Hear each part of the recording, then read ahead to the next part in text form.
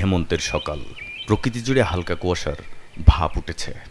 এমন আয়েশি সকালে পাতলা কাঁথায় হুম্বুড়ি দিয়ে চরম আরামে ঘুমানোর সময় নেই তাদের, কারণ তারা কৃষক।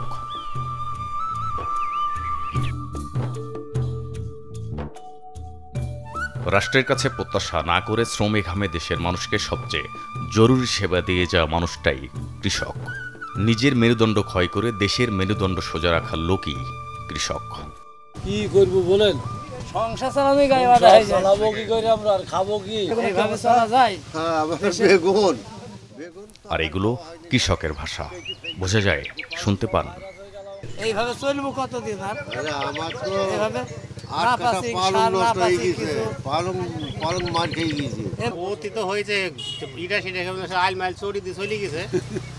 কৃষকের সব কথা, আবেগ আর আক্ষেপ মাঠেই শেষ।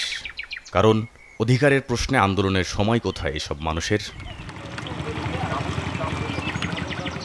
মর্যাদা অধিকার তো বহুদূর। এই কৃষককে আবার এক এক এলাকায় এক এক নামে ডাকা হয়। কখনো কামলা, কখনো যোগালে, কেউ ডাকে মুনিশ, আবার কোথাও ডাকা হয় জোন বলে। পা ফাটা আর খ্যাত বলেও মনের খায়েশ মেটান অনেক ভদ্রলোক। তবে সব নামে একই অর্থ বহন করে, সমাজের চোখে তারা অবহেলিত। অথচ বাস্তবতা হলো, দেশ আর দশের ভরণ পোষণের শক্তি কেবলই কৃষকেরই আছে।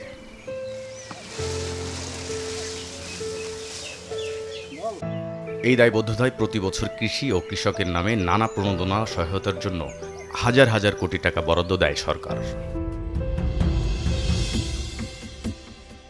এমন ধারাবাহিকতায় খাদ্য নিরাপত্তা নিশ্চিত করতে 2024-25 অর্থ বছরে কৃষি খাতে বরাদ্দ ছিল 39,620 কোটি টাকা। 2025-26 অর্থ বছরে আরও 3% বেড়ে তা দাঁড়িয়েছে 40,000 কোটি টাকার বেশি। এই বিশাল বরাদ্দের মধ্যে আপাতত একটি ফসলের উৎপাদন বাড়ানোর পেছনে সরকারি উদ্যোগ, অর্থ বরাদ্দ ও কৃষক পর্যায়ে বণ্টনের নানা নমুনা দেখতে চেয়েছে টিম সার্চলাইট। গ্রীষ্মকালীন পেঁয়াজে সরকারি প্রণোদনার হাল হকিকত দিয়ে শুরু করা যাক। গ্রীষ্মকালীন পেঁয়াজের আবাদ ও উৎপাদন বাড়ানোর লক্ষ্যে 2024-25 অর্থ বছরে 20 জেলায় 50,000 কৃষককে 17 কোটি টাকা প্রণোদনা দিয়েছে সরকার। তথ্য বলছে মাথা প্রতি 3,300 টাকার প্যাকেজ রয়েছে, যার মধ্যে 2,200 টাকার 1 কেজি পেঁয়াজ বীজ, 740 টাকার সার এবং 355 টাকার বালাইনাশক বা বিষ। খাতা কলমে যেগুলো বিলি করেছেন কৃষি কর্মকর্তারা। বাস্তবতা কি বলে, আশঙ্কা কি, উকি দিচ্ছে মনে? কিন্তু আমরা অনুসন্ধান করতে চাই। যারা যোগায় ক্ষুধার অন্ন, আমরা আছি তাদের জন্য। এটি কৃষি মন্ত্রণালয়ের আদর্শিক স্লোগান। স্লোগানটির বাস্তবতা মাঠ পর্যায়ে আছে কি না সেটি দেখতে চাই। মেহেরপুর দিয়ে শুরু করা যাক। দেশের ছোট্ট এই জেলার 10,000 কৃষককে গ্রীষ্মকালীন পেঁয়াজ চাষে 3,40,00,000 টাকা প্রণোদনা দিয়েছে সরকার। মেহেরপুরের কৃষকদের কথা শুনব।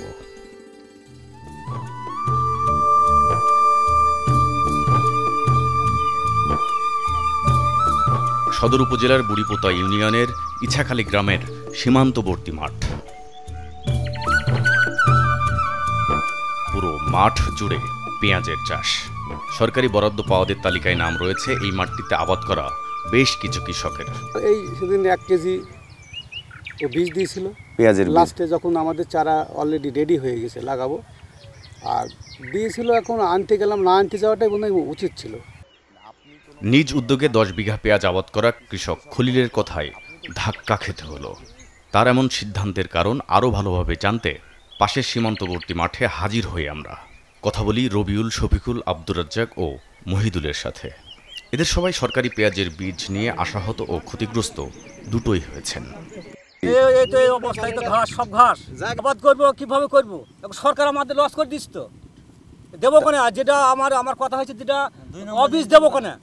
ভাই আপনার কি হয়েছে বলেন তো? ভাই আমি এই সরকার থেকে আমাকে বীজ দিয়েছিল, এগুলো দেওয়ার পরে আমার একটা বীজও ফোটেনি। একটা বীজও যখন ফোটেনি তখন কি করবে? শেষ সময় পরবর্তীতে অন্য বীজ কিনি, আর বাকি যেগুলো করেছি সম্পূর্ণ আমার পয়সাগুলো সমস্ত ব্যয়বহুল, সব নষ্ট। 1 বিঘা জমি চাষ করতে আমার 70,000 টাকা খরচ। পরবর্তীতে আমি কোথায় পাবো বলেন? আমার বাল বাচ্চা পথে বসবি, খেতে পাবে না। এতক্ষণ পর্যন্ত যে কৃষক ভাইদের ক্ষোভের কথা আপনারা শুনলেন, তার মূল কারণ হচ্ছে যে এবছর কৃষক পর্যায়ে যে বীজ, পেঁয়াজের বীজ কৃষি অফিস থেকে বিতরণ করা হয়েছে, তার কোনো বীজেই আসলে চারা দিতে পারেনি। এই যে আমি এখন একটা বীজতলাতেই দাঁড়িয়ে আছি, বীজতলার উপরে, এখানে কোনো চারা হয়নি, যার ফলে তাদের শ্রম ঘাম এবং আর্থিকভাবে তারা ব্যাপক ক্ষতির শিকার হয়েছে। এবং আলটিমেটলি তাদের তো চাষ করে খেতে হবে, সেজন্য তারা আবার নতুন করে ধার দেনা করে আবার নতুন বীজ 7,000 টাকা মূল্যের বীজ, পেঁয়াজ বীজ এনে তারা আবার রোপণ করেছে, যা দিয়ে তারা নতুন স্বপ্ন বোনার চেষ্টা করছে। কিন্তু তাদের যে আর্থিক ক্ষতি হলো, তাদের যে শ্রমের ক্ষতি হলো, তাদের যে মানসিক ক্ষতি হলো, এই দায়টা কে নিবে? 2023-24 অর্থ বছরে সরকারি পেঁয়াজ বীজ বুঝে পাওয়া কৃষকের তালিকা ধরে আমরা এবার এসেছি রাধাকান্তপুর গ্রামে। এখানকার মনোয়ারা খাতুন ও তার ছেলে তহিদুল সরকারি প্রণোদনার সবকিছু বুঝে পেয়েছেন কিনা জানতে হবে। আমার এখানে সমস্যা আছে। আপনার স্ত্রীর নাম কি? মনোয়ারা মারা গেছে। কে মারা গেছে? আমার স্ত্রী। এই দেখেন মনোয়ারা না আপনার মায়ের নাম? হ্যাঁ, এটা আমার মা ছবি। আপনার আম্মা কি কৃষক ছিলেন? না, উনি গৃহিণী, কৃষক থাকবে। মেয়ে ছেলে মানুষ কি মাঠে যায়?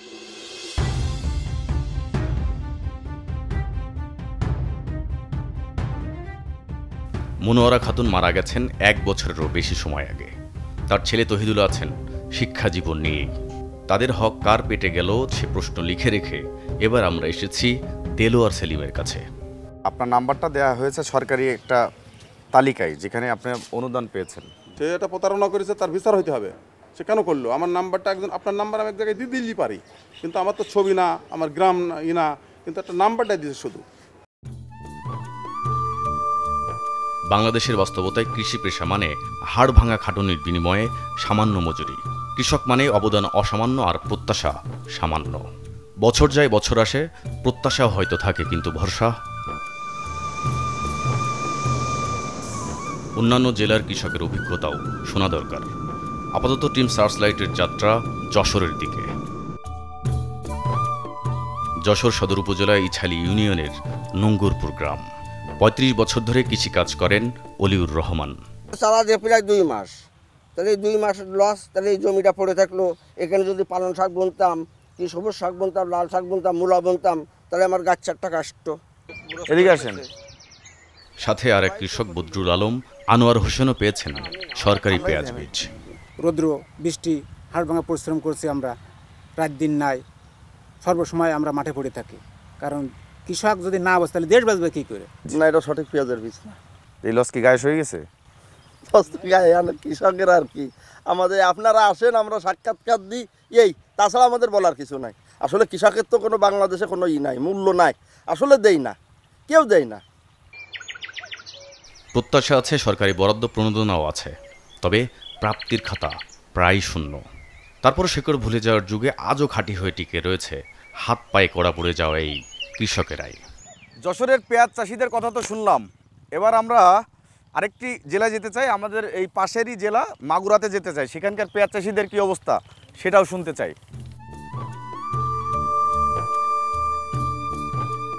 মাগুরা জেলার প্রায় সব মাঠে এখন ধানের আবাদ চোখে পড়ছে। পেঁয়াজের চাষ কোথায় হচ্ছে তা জানতে এবার আমরা আগেভাগেই যোগাযোগ করি শ্রীপুর উপজেলা কৃষি কর্মকর্তার সাথে। গয়েশপুর ইউনিয়নে পেঁয়াজ আছে আমাদের গ্রীষ্মকালীন বেশি, আর আমল আর আমাদের কাদিরপাড়াও লাগানো হয়েছে আর কি। বাস্তবতা জানতে টিম সার্চলাইট এবার গয়েশপুরের কৃষকের কাছে। এই এলাকার মাঠে এখন কি ধান নাকি অন্য কিছু? ধান কাটে দানা চারা আসছে, মানে লাগাবে বলে এইটা। তাছাড়া সরকারি বীজ কেউ আমাদের জানার মতো নেই। ওই মা মাটি আর সরলতার প্রেমে মুজে থাকা কৃষক অন্তত বেইমানি শেখেনি। যাই ঘটুক নিজের গায়ে সয়ে নেয় মানুষগুলো। তাই লজ্জায়, ঘৃণায়, অভিযোগ আর অভিমান দেখিয়ে হাত গুটিয়ে ঘরে বসে থাকার ফুরসত নেই তাদের, কারণ তারা কৃষক। পাশের জেলা ঝিনাইদহে নাকি 4000 কৃষক পেঁয়াজের বীজ পেয়েছে, সরকারি পেঁয়াজের বীজ। তাদের কি অবস্থা এবার সেটা দেখে আসা যাক।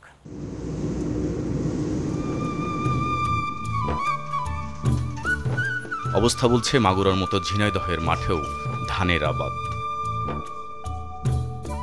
কালীগঞ্জ উপজেলা কৃষি কর্মকর্তার কথা শুনতে চায়। ওইগুলো কোন কোন এলাকায় দিয়েছেন বলতে পারবেন? পুরো কালীগঞ্জ দিয়েছে। কত হাজার পেয়েছে কৃষক? অ্যারাউন্ড 700। এবার কালীগঞ্জ সদর ইউনিয়নের কৃষক কাইসার হামিদ ও শহীদুল ইসলামের কথা শুনুন। আমাদের এই জায়গায় সবই যে ধান টান গুছানোর পরে যে পেঁয়াজ করবে সব। তাহলে কৃষি কর্মকর্তা বলে 2 মাস আগে কিন্তু পেঁয়াজের বীজ অলরেডি দিয়েছে, সরকারি অনুদান, সার, টাকা সবই দিয়েছে। আমরা তো এখনো পাইনি ভাই। তা বলবো কীভাবে? সরকারি অনুদান যদি এসে থাকে তো আমাদের নিম্ন শ্রেণী যারা সঠিক কৃষক যারা কাছে আমার মনে হয় ঠিক মতো বোঝায় না। আমি কোনো সরকারি অফিসার দেখে নাই যে এখানে এসে একটা পরামর্শ দিচ্ছে যে এটা ভালো হবে কি ওটা ভালো হবে, আসেই নাই। সরকার থেকে কত প্রকার সুবিধা আসে তা জানার উপায় দূরে থাক, সুযোগও নেই বলতে গেলে বাংলাদেশে। রাষ্ট্র যাদের বেতন ভাতা দিয়ে কৃষি সেবক হিসেবে বসিয়েছে তাদের অনেকেই কি এখন কৃষকের দুর্যোগের কারণ? এমন প্রশ্ন ঘুরপাক খাচ্ছে মাথায়। আসল সত্যটা অনুসন্ধানের ধারাবাহিকতায় তুলে আনার চেষ্টা থাকবে আমাদের। এ পর্যন্ত টিম সার্চলাইটের প্রাপ্ত তথ্য বলছে, গ্রীষ্মকালীন পেঁয়াজের প্রণোদনা প্যাকেজের মধ্যে কীটনাশক বুঝে পাওয়া কোনো কৃষককেই খুঁজে পাওয়া যায়নি। সার বিতরণও হয়েছে ফটো তোলা পর্যন্তই। 50,000 কৃষকের প্রণোদনা নেওয়ার তথ্য শুধু তালিকায় মেলে, বাস্তবে 16 আনার মধ্যে মাত্র কয় আনা কৃষকের কাছে পৌঁছেছে তা আল্লাহই জানে। পুরা টাকায় শেষ, খাটনি তো পরিশ্রমিক তো গেছেই গা। ভয়ঙ্কর এবং ব্যথার বিষয় হলো, বঞ্চিতদের তুলনায় বেশি ক্ষতিগ্রস্ত হয়েছেন সুবিধা ভোগ করতে চাওয়া কৃষকেরা। কারণ সরকারি ওই বীজ আবাদে যে অর্থ আর শ্রম খরচ হয়েছে তার পুরোটাই জলে গিয়েছে। কৃষকের অনেক প্রশ্নের উত্তর জানতে সরকারি প্রণোদনার সেই পেঁয়াজ বীজ পরীক্ষা নিরীক্ষা, কেনাকাটা ও বিতরণের কাজে সংশ্লিষ্টদের মুখোমুখি হতে চায় টিম সার্চলাইট। শুরুতেই কৃষি সম্প্রসারণ অধিদপ্তরের খুলনা অঞ্চলের বীজ পরীক্ষাগারে হাজির টিম সার্চলাইট। আমাদের সামনে বীজ বিশ্লেষক আব্দুল্লাহ আল মামুন। তার কাছে সরকারি প্রণোদনার পেঁয়াজ বীজ পরীক্ষার অভিজ্ঞতা জানতে চায়। ভালো বীজ ছিল পেঁয়াজের যেটা বীজ? আমরা ম্যাক্সিমামই ভালো পেয়েছি, কারণ আমাদের তো অনেক জেলা থেকে এসেছে, সব জেলার সব বীজ তো আর পাস করেনি। আমাদের কাছে রেজাল্ট সেট আছে, মানে চারা ওটা খুবই কম হয়েছে পার্সেন্টেজ। এইগুলো কেমন? সেটা ফিল্ডের কন্ডিশন, এটা স্যাররা কৃষি অফিসার স্যার যারা আছেন তারা বলতে পারবেন। বীজ প্রত্যয়নকারী অফিসার কৃষকের ক্ষতির কারণ হয়ে দাঁড়ানো বীজ কেন ছাড় করলেন সেটা জানা দরকার। কি বীজ দেখেছেন, কিরকম করে পরীক্ষা করেছেন, প্রত্যয়ন কিভাবে করলেন? সমস্ত বীজ তো আর আমার দায়িত্বে না, উপজেলা বা যারা দায়িত্বে ছিল বিতরণে তারা করেছে। আমাকে সামান্য একটু বীজ দিয়েছিল পরীক্ষা করার জন্য, ওইটুকু বীজের মান নিয়ে আমি আমার রেজাল্ট দিয়েছি। এবার মাগুরা জেলা বীজ প্রত্যয়ন কর্মকর্তার মুখোমুখি হতে চায় টিম সার্চলাইট। কৃষির অনিয়ম দুর্নীতিতে এই কর্মকর্তারও নাকি জড়ি নেই। আর আমরা লিখে দিচ্ছি যে নমুনাটুকু সংগ্রহ করছি শুধু সেই নমুনারই আমরা স্যাম্পল পাঠাইছি। কেন সুফল পেল না কৃষক? তাহলে কৃষককে আপনাদের দায়িত্ব কি? কৃষক ক্ষতিগ্রস্ত মানে দেশের ক্ষতি, এটা দেশের ক্ষতি, এটা আমি সাপোর্ট করি। কেন এটা এর পেছনে যারা জড়িত তাদের কি অবস্থা? এর পেছনে তো জড়িত একক কোনো ব্যক্তি না, এটা হলো বাস্তবায়ন, কৃষি অফিসাররাই তো বাস্তবায়ন করতেছে। হ্যাঁ, কৃষি ডিপার্টমেন্ট, কৃষি সম্পদ অধিদপ্তর থেকে এটা বাস্তবায়ন করা হয়। আমদানি নির্ভরতা বেড়ে যাবে না? হ্যাঁ, আমদানি নির্ভরতা বাড়বে। আমার কথা হচ্ছে যে বীজ অবশ্যই কৃষকের যদি উৎপাদন না হয় এটা তাহলে কৃষক ক্ষতিগ্রস্ত মানে দেশের ক্ষতি, এটা দেশের ক্ষতি, এটা আমি সাপোর্ট করি। দুর্নীতি তো বাংলাদেশের রন্ধে রন্ধে, সেক্ষেত্রে কৃষি বিভাগ তো তার বাইরে থাকার কথা না স্বাভাবিকভাবে। আমি অবশ্যই উপলব্ধি করব, যদি ভুল করে থাকি তাহলে আমার সেটা ভুল হয়েছে। বীজ বিশ্লেষক ও প্রত্যয়ন কর্মকর্তারা আমাদেরকে বীজ কেনাকাটা ও বিতরণের সংশ্লিষ্ট কৃষি কর্মকর্তাদেরকে দেখিয়ে দিলেন। টিম সার্চলাইট আবারও মেহেরপুরে, কারণ এই অঞ্চলের মধ্যে প্রণোদনা তালিকাভুক্ত কৃষক সবচেয়ে বেশি এই মেহেরপুরেই। আমাদের সামনে মেহেরপুর সদর উপজেলা কৃষি কর্মকর্তা মনিরুজ্জামান। আপনি কি অথরিটি? আমি অথরিটি না, আমি বলছি একটা দেখতে চাচ্ছি, আপনি আমাকে বলতেছেন। আমাদের এখানে অডিটস এন্ড অ্যাকাউন্টসের অথরিটি আছে, তারা ফিল্ড পর্যায়ে এখানে অডিট হয়। মেহেরপুরে আমরা আবারও ফিরব। তার আগে যে ঠিকাদারের কাছ থেকে বীজ কেনা হয়েছে তাদের খুঁজে বের করতে চায় টিম সার্চলাইট। আমাদের সামনে দেখছেন এই ব্যক্তি একজন সরকারি ঠিকাদার। সরকারি পেঁয়াজ বীজ তার যোগানেই সরবরাহ হয়েছে। 25,000 মানুষের বীজ দেয়া হয়েছে এই 6 জেলায়। হ্যাঁ, আপনি কত হাজার কেজি দিয়েছেন পেঁয়াজ? আমি দিয়েছি যশোর মাঠে 2 টন অনলি। সরকারি প্রণোদনার পেঁয়াজ বীজ কেনাকাটার কায়দাটা ঠিকাদারের মুখেই শুনুন। 5টা কোম্পানি আমার কাছে আছে, কিন্তু সেটার সর্বনিম্ন রেট 35। তাহলে আপনি আমাকে একটা পরামর্শ দিন, আমি আপনাকে গ্যারান্টি দেবো 85%।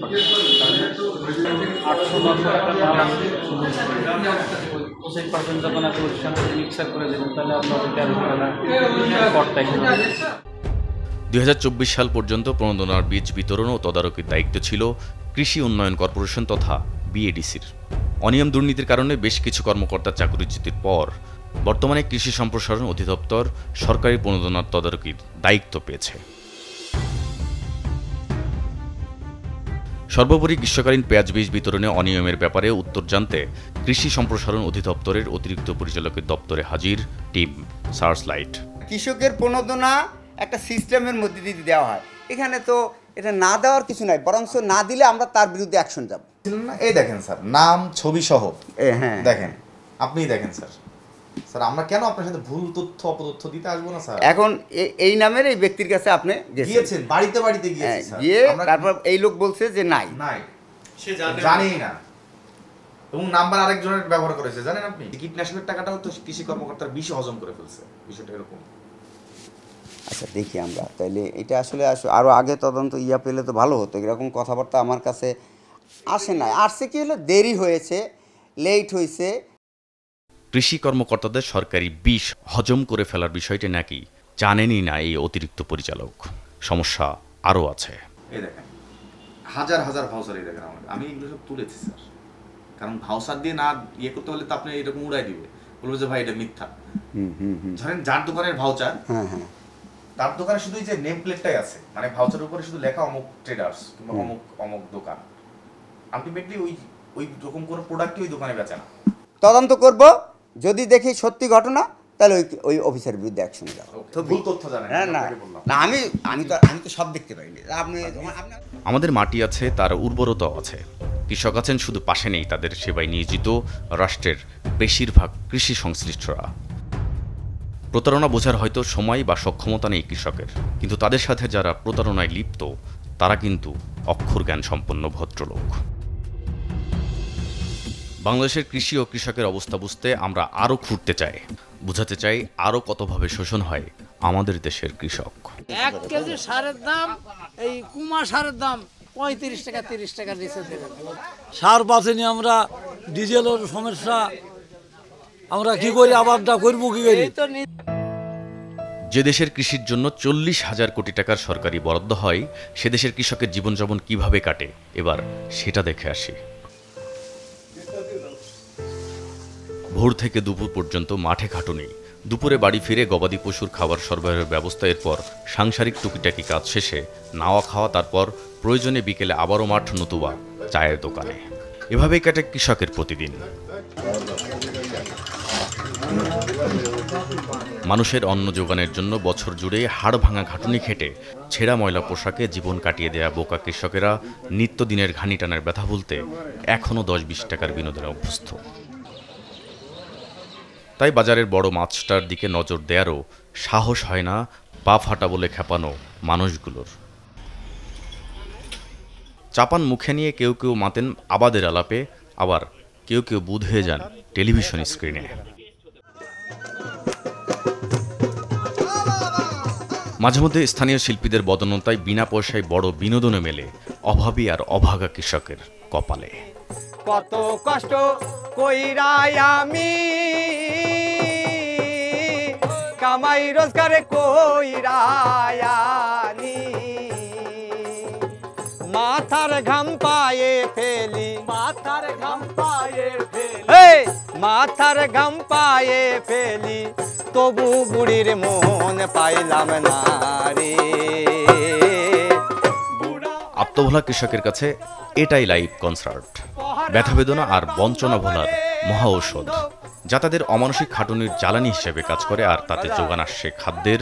মেরুদণ্ড সোজা থাকছে রাষ্ট্রের। পরাণের বান্ধব রে বান্ধব, বুড়া হইলাম তোর কারণে।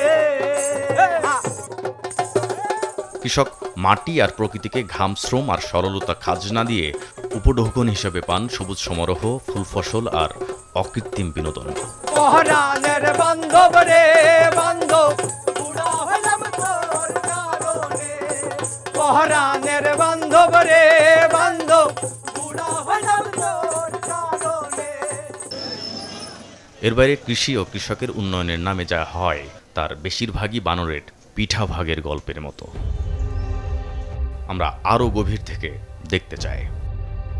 কৃষকের জন্য আসা হরেক রকম সরকারি বরাদ্দের টাকা কৃষি কর্মকর্তারা কিভাবে লুটপাট করে সে বিষয়ে জানার চেষ্টা করেছি আমরা। মেহেরপুর সদর উপজেলার আরও কিছু কৃষি বরাদ্দের নমুনা অনুসন্ধানের সিদ্ধান্ত নেয় টিম সার্চলাইট। উপজেলার বারাদি ইউনিয়নের বারাদি গ্রামে যেতে হবে। কৃষি অফিসের কেনাকাটার একটি ভাউচার বলছে, এই গ্রামের আলম মোল্লার কাছ থেকে ৮,৪০০ টাকার বাঁশ কিনেছেন উপজেলা কৃষি কর্মকর্তা। বাঁশ বিক্রির টাকা বুঝে পেয়েছেন কিনা তা জানতে আলম মোল্লার বাড়িতে হাজির টিম সার্চলাইট। বাসায় কেউ আছেন? আসসালামু আলাইকুম। আপনার নাম কি আলম মোল্লা? আলম মোল্লা সেলিম। তাই নাকি? আলম মোল্লা কোথায়? মারা গেছে। 2024 সালের 22 সেপ্টেম্বর বিল তুলেছে যে উনি বাঁশ বিক্রি করার বাবদ ৮,৪০০ টাকা। বিলটা যে করেছে তার কাছে জিজ্ঞাসা করতে হবে। শুরুতেই আস্তাগফিরুল্লাহ পড়ে নিচ্ছি, কারণ 2000 সালে আলম মোল্লা মারা গিয়েছেন বলছেন তার আপন ছেলে, অথচ 2024 সালের 22 সেপ্টেম্বর তার নামে ৮,৪০০ টাকা বাঁশ বিক্রি বাবদ বিল তোলা হয়েছে, অথচ তিনি মারা গিয়েছেন আরও 25 বছর আগে। কি হাস্যকর। একই ইউনিয়নের রাজনগর গ্রামের আরমান বীজ ভান্ডারের নামে 10.5 লাখ টাকার ভাউচার হয়েছে। হারভেস্টার দিয়ে ফসল তোলা এবং কচুর বীজ কেনার জন্য এই বিল তুলেছেন কৃষি কর্মকর্তারা, কিন্তু বাস্তবতা বলছে ভিন্ন কথা। যেটা ফসল কাটায় মাড়াই যন্ত্র, হ্যাঁ, সেটা আপনার আছে? 25 সালের মাঝখানে, তাও এখনো 6 মাসও হয় না। ওটা হলো এসবই তো ওদের ব্যবসা। আপনি যদি বুঝতে পেরেছেন, আমি পরিষ্কার বলি, আমাদের এখানে 10 টাকা নেই, আমাদের ধান কাটা মাসে 1 বছর আগে বেশি দিয়েছে। ওরা তো চলতে পারে, এখন তো বাংলাদেশ ওরা তো সব কিছু করতে পারে, ওদের ব্যাপার এটা। কারা? কাদের কথা বলছেন? কৃষি অফিসের কথা বলছি, ওরা করতে পারে। তো 8 লাখ টাকায় কচুর বীজ বেচছেন আপনি? 8 লাখ টাকার কচুর বীজ। তাহলে এইটা কিভাবে আসলো? না, এই সই কি আপনার? এই যে এই সই, এই যে বিক্রেতার এই যে না, আমি বলতে পারি না, ওটা তো ওরা কইলে, আমি তো কচু বেশি নি বললাম। মেহেরপুর শহরের ভাই ভাই স্টোরের মালিক রুহুল আমিনের কাছে যেতে হবে, কারণ সেখান থেকে সদর উপজেলা কৃষি কর্মকর্তা 23,000 টাকার নেট এবং পলিনেট কিনেছেন। বলা বাহুল্য, প্রসাধনী পণ্যের দোকানে কিভাবে বিক্রি হয় কৃষি সামগ্রী। নেট পাওয়া যায়, নেট পলিনেট পাওয়া যায়। আপনার নাম কি রুহুল আমিন? ভাই ভাই স্টোর আপনার দোকানের নাম। তাহলে এই বিলটা কিভাবে হলো দেখেন তো? এইসব আইটেম তো আমার দোকানের না। মেহেরপুর সদর উপজেলা কৃষি অফিসের যতগুলো সরকারি বরাদ্দের বিল ভাউচার আমরা আজকে পর্যন্ত কাজ করলাম, তার কোনোটাই অরিজিনাল পাই নাই, সবগুলো ভুয়া। এবং তারা বিভিন্ন মানুষের দোকানের, প্রতিষ্ঠানের সাইনবোর্ড ব্যবহার করে এগুলো ভুয়া বিল তৈরি করে সরকারি টাকা তসরুপ করে চলেছে। যার জবাবদিহিতা নেয়ার কেউ আছে কিনা সেই বিষয়টা আমরা পুরো অনুসন্ধান জুড়ে দেখতে চাই। মেসার্স মোয়াজ্জেম হোসেন নামে 3টি ভাউচারের বিল করা হয়েছে 65,000 টাকা। পণ্য হিসাবে দেখানো হয়েছে জৈব অজৈব সার ও বীজ। প্রতিষ্ঠানটির স্বত্বাধিকারীর সাথে কথা বলা জরুরি। মোয়াজ্জেম হোসেন বেঁচে আছেন কিনা? কবে মারা গিয়েছেন? 23 সালে মারা গেছে। 23 সালে? বারাদি ইউনিয়নের হাসানাবাদ গ্রামের জাহিদুল ইসলামের মিম নার্সারি থেকে 48,000 টাকার গাছ কিনেছেন কৃষি অফিসের কর্মকর্তারা। অন্তত এটা সঠিক হয় কিনা দেখা যাক। কৃষি অফিসের ডকুমেন্ট মেহেরপুর সদর উপজেলা। আমার প্যাডে ছবি আছে না, এই ঠিকানা ঠিক আছে, কিন্তু আপনার এই মাল তো আমি দিই নাই। আচ্ছা, তার মানে এটা ভুয়া বিল করেছে। জি। 2024-25 অর্থ বছরে 200 শ্রমিকের মজুরি দেওয়ার কথা বলে টাকা উত্তোলন করেছেন কৃষি কর্মকর্তারা। যেসব শ্রমিকের নামে মজুরি ওঠানো হয়েছে তাদের খোঁজ নিতে টিম সার্চলাইটের এবারের যাত্রা মেহেরপুর বন্দরে। শ্রমজীবী মানুষগুলো কাজের সন্ধানে জড়ো হয় এই বন্দর মোড়ে। স্থানীয়দের কাছে এটা শ্রমিক হাট হিসেবেই পরিচিত। তালিকা দেখিয়ে আমরা কথা বলি শ্রমিক সর্দার মিন্টু, বাবুল হোসেন ও নাসিম মীরের সাথে, তবে তারা কাউকেই চিনতে পারলেন না। হাসান আলী আর তার বাপের নাম হচ্ছে কবির উদ্দিন, বন্দরে। হ্যাঁ, এই নামে কেউ আছে? আচ্ছা, জালাল উদ্দিন, হ্যাঁ, পিতা খবির উদ্দিন, ওনার নামে 12,000 টাকা উঠানো হয়েছে। এই নামে কোনো শ্রমিক আছে? আমরা তো এই লোক 100 করে প্রত্যেক দিন এই গাড়িতে লেবারি খাটাই, তা আমরা এই সর্দার তো এই বিল তো কোনোদিন আমরা জানিও নি যে কৃষি অফিসার বিল হয়, আর এই বিল আমরা তুলতেও জানিনি। কৃষি ও কৃষকের নাম ভাঙিয়ে প্রকল্পের টাকা লুটপাট করেই ক্ষান্ত হননি, তাদের রিজিকেও ভাগ বসিয়েছেন কৃষি কর্মকর্তারা। কৃষকদের প্রশিক্ষণকালীন জনপ্রতি ৩৫০ টাকা খাবারের জন্য বরাদ্দ দেয় সরকার। তবে সেখান থেকে মাত্র ১০০ টাকা খরচ করে বাকি ২৫০ টাকা আত্মসাতের অভিযোগ রয়েছে কৃষি কর্মকর্তাদের বিরুদ্ধেই। চারা তৈরির জন্য ট্রে কেনা বাবদ ৫,৪০,০০০ টাকা বিল, মেশিনে চারা রোপণের নামে বিল করা হয়েছে ১.৫ লাখ, বৃষ্টি পরিবহন নামে বিল হয়েছে ৫০,০০০, এমন অসংখ্য ভুয়া বিল করে নিজ পকেট ভরেছেন কৃষি কর্মকর্তারা। এত অনিয়ম দুর্নীতির যার সইস্বাক্ষরে হয়েছে, এবার তার মুখোমুখি হতে হবে। আবারও আমাদের ফিরতে হলো মেহেরপুর সদর উপজেলা কৃষি কর্মকর্তার কার্যালয়ে। ২০০০ সালে মারা যাওয়া ব্যক্তি ২০২৫ সালে এসে বিল তুলে কিভাবে? আচ্ছা, আমি প্রথম শুনলাম আপনার কাছে বিষয়টি। এজি অফিসে তো এগুলো আছে, আচ্ছা না? আপনি ওইটা ডাকবেন কিভাবে? আমি এগুলো সব ম্যানিপুলেট করা আপনার। যে মোয়াজ্জেম হোসেন ৩ বছর আগে মারা গিয়েছে, ৩ বছর পরে এসে লোক কিভাবে বিল তুললো? আচ্ছা ঠিক আছে, আমি দেখবো এটা। জানেন তো যে এখানে শ্রমিকদের হাট বসে, সেখানেও গিয়েছিলাম, সব সন্তানদের সাথে কথা বলেছি। এই ব্যক্তিকে কেউ চেনে না এই ব্যক্তিদের। আচ্ছা ঠিক আছে, আমি বিষয়টা দেখবো। এটার দায় কার? এটা আমি দেখবো। দেখেন এখান থেকে নেট আর পলিনেট কেনা হয়েছে, হ্যাঁ, এই যে মনিরুজ্জামান, আপনার নাম তো মনিরুজ্জামান, একেবারে ক্যামেরার সামনে দেখাচ্ছে এই গেম, এগুলো কি সব বিলের ভাউচার, শত বিলের ভাউচার, এরকম কোটি মানে লাখ লাখ টাকা হচ্ছে যে কৃষি কর্মকর্তারা লুটপাট করেছে সেই দলিল। আচ্ছা আচ্ছা এইগুলো বুঝলাম, এগুলো আপনার কাছে ম্যানিপুলেট মনে হচ্ছে। এটা একটু পড়ে দেখান তো, আপনার সিগনেচার সম্বলিত সবই আছে, যে এটা এই তথ্যগুলো সম্পূর্ণ আছে কিনা। আমি কিন্তু কোনো তথ্য প্রদান করিনি আপনাকে। আইনের আপনি ধরেন যে চুরি করে সে কি তার বলে যে আমি চুরি করে আসছি? বলেন আগে, মনে হয় না যে বলে, আমি শুনি নাই, এরকম অনেস্ট চোর নাই আমাদের দেশে। কৃষি কর্মকর্তার দৃষ্টি আকর্ষণ করতে আমরা এবার একটি ভিডিও দেখাতে চাই।